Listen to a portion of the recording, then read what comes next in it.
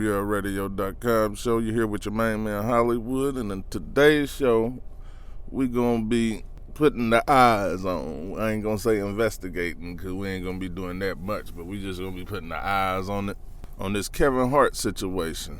And has he been compromised or has he been threatened? Because today's story comes by the way of Kevin Hart's $60 million lawsuit being dismissed. And this is the same thing that goes on like when a lot of people, the same lawsuit that he was going up against was one that was going to end his career. It was some lady that he did a movie with. But let me go ahead and read the story so we can come back to this, because I think Kevin Hart's been compromised. Because ain't too many people came back from this unless they comply with what they want you to do. Kevin Hart has a big following, but here goes the story. Kevin Hart's $60 million dismissed by judge. A judge has dismissed a $60 million lawsuit against comedian Kevin Hart. According to court documents obtained by The Blast, a judge ordered all claims against the comedian Amancio Sabaz $60 million are dismissed as the federal court found the lawsuit was brought in the wrong venue. I know Bill Cosby wished they could have did that. I know R. Kelly wished he could have used that. But let's continue. Back in February, Hart asked that the lawsuit be dismissed as he was not properly served. According to Hart, a process server working for plaintiff Sabaj simply drove by Hart's home and threw a summons and complaint out of a car window in the sight of a security guard stationed outside the residence last month. Sabaj was the woman who appeared in a scandalous 2017 sex tape with the night school actor. She claims that conspired with other defendants to film their sexual encounter before leaking it online. She also sued his former friend Jonathan Todd Jackson, the cosmopolitan of Las Vegas, and entertainment blog Famulous. Hart denies the allegations. So, isn't this the same stuff that just happened to everybody that was black that was trying to make a power move that a lot of blacks could benefit off of?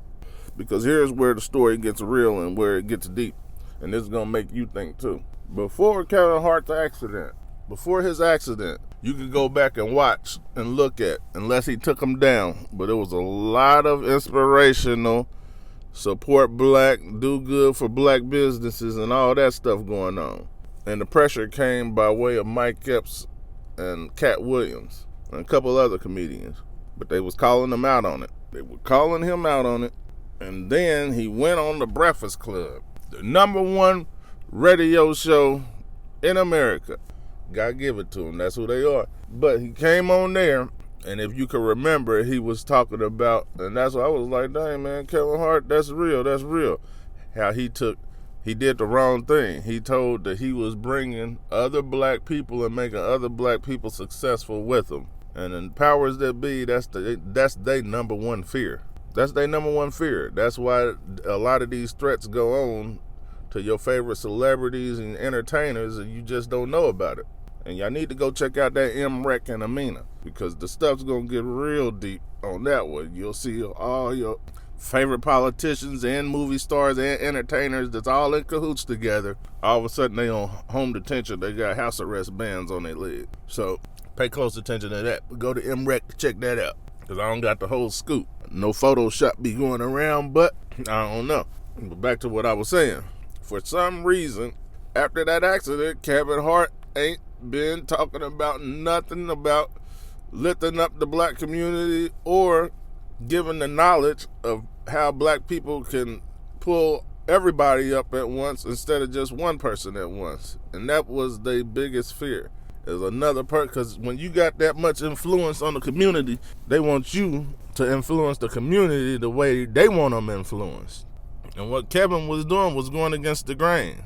And as you notice, ain't none of it's new. It's all the confessions of the week. It's back to the endorsements. He's sponsored by Fabletics now. Like, don't nobody get accused of no rape and then just come back with all the sponsors and everything else. That ain't happened. Because it's a Me Too movement out here. And what I'm trying to tell you is the Me Too movement ain't Me Too.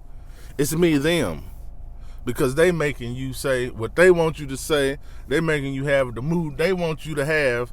And then they using their media outlets to sway your brain to even, if you feel like it's right, they gonna make you think it's wrong. Like, dang, maybe I've been thinking wrong my whole life. Like, they making you second think about, you know what's right, but they making you second think about what is right. And that's what's going on out here. So y'all pay attention, pay real close attention to it, because I ain't never seen no lawsuit get dropped, nobody skyrocket back up to stardom, and nobody get new sponsors unless they threaten you.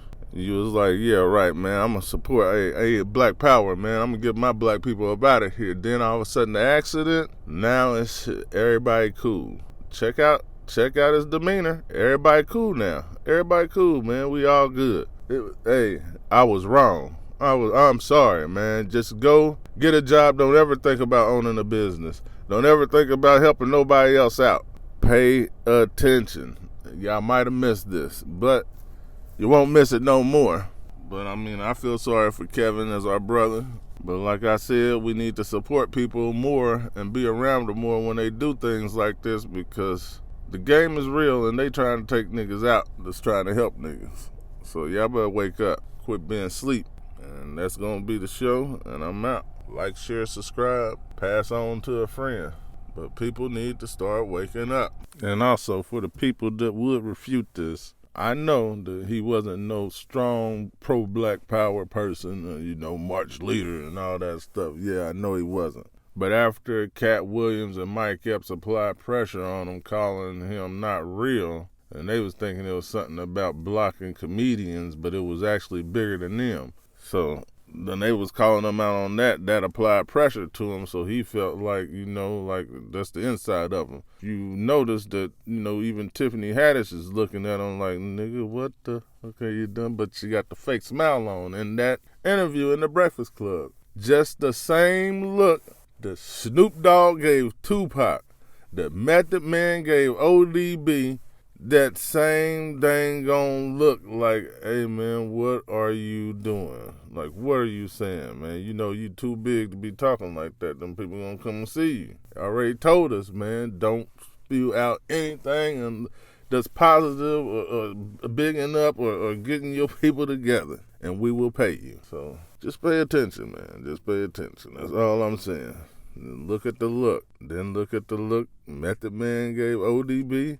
Then look at the looks Snoop Dogg gave Tupac. All of these looks, something happened. Kevin didn't die, but boy, did he get messed up. All I'm saying is, man, just pay attention. And to the stars out there that really want to help, man, y'all better stop helping all publicly and letting people see it, because the wrong people is seeing it, and they helping you out right out the way. And that's it.